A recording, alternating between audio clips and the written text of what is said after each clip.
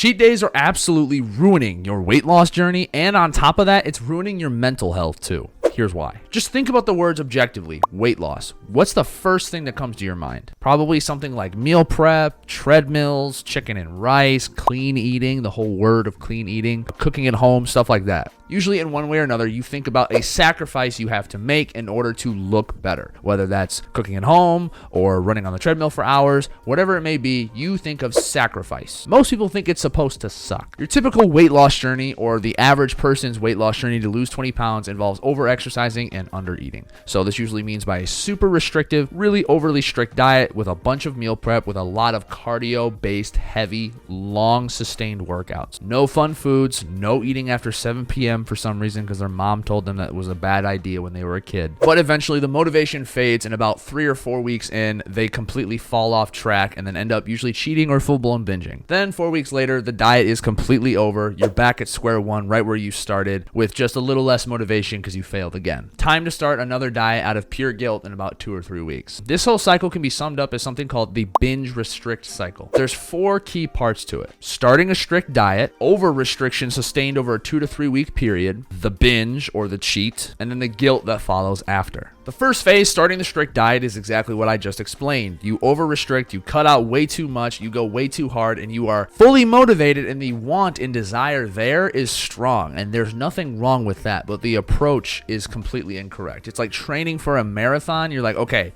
I'm going to sign up for a marathon a week from now. If I told you you had to run 26.2 miles tomorrow, you're fucked. That's the same way people are trying to prep and diet like a bodybuilder for this diet. It's not going to work. You are going to burn out, and you're going to end up injuring yourself, whether it's physically or emotionally. Then the second phase is over restriction. This is actually carrying out the diet itself for about 2-3 weeks entirely through willpower and motivation. You're not developing any discipline. You're just kind of going through sheer will, and you're slipping up here and there, but more than anything, you are powering through it, making yourself absolutely fucking miserable. Every day feels like a dread, and the next day you wake up, it's just a little bit worse. Third is the binge. This is when you're out with friends, or your wife or your husband brings home a pizza, or there's donuts at work. Whatever the case is, there's something that causes you to take a tiny step back or cheat on your over insanely restrict keto, intermittent fasting, whatever diet, and then that turns into a fucking snowball. That goes from a small one-time thing to a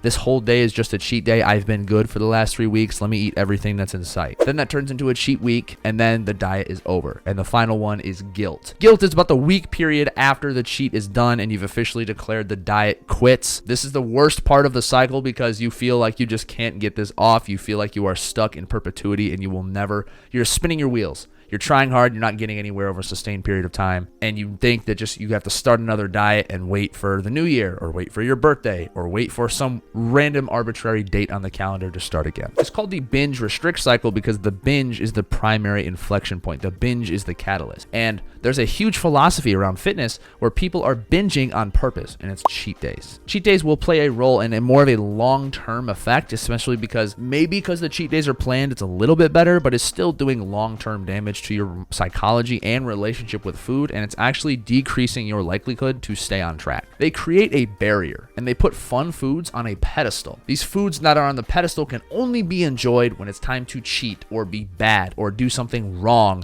on your diet. Maybe you plan out one day a month where you can just eat whatever you want, and you get to eat these special foods locked behind this paywall, locked behind this little jail cell you've put out completely on your own doing. It's going to ruin your relationship with food because I did it for months, and it ended up putting me in the hospital one day, but we won't talk about that. Cheat days are just organized binges. That's all they are. It took me a full year after I stopped having organized cheat days to heal my relationship with food effectively. Having a good relationship with food is a buzzword sometimes for people because they don't really understand what it truly means, and you won't understand it until you go through a weight loss journey or you attempt a weight loss journey. It can kind of sound like a silly topic, like why the fuck would I have a relationship with the food that I'm eating? It's just food.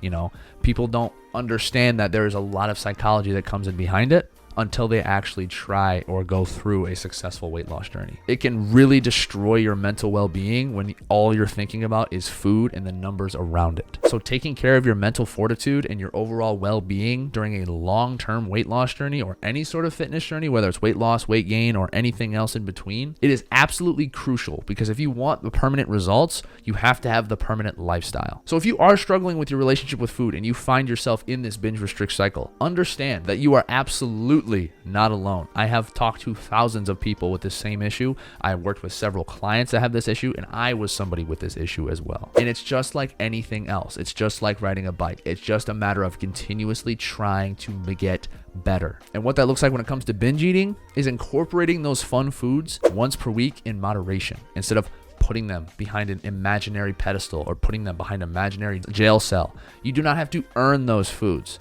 Honor those cravings instead of giving into them. By doing this, you can lose the weight once, maybe a little slower than you may have initially thought, but slow progress is permanent progress. Lose it once, keep it off, and enjoy the way down on the scale. Because God forbid we can't actually enjoy a weight loss journey, right? That's all I have to say today.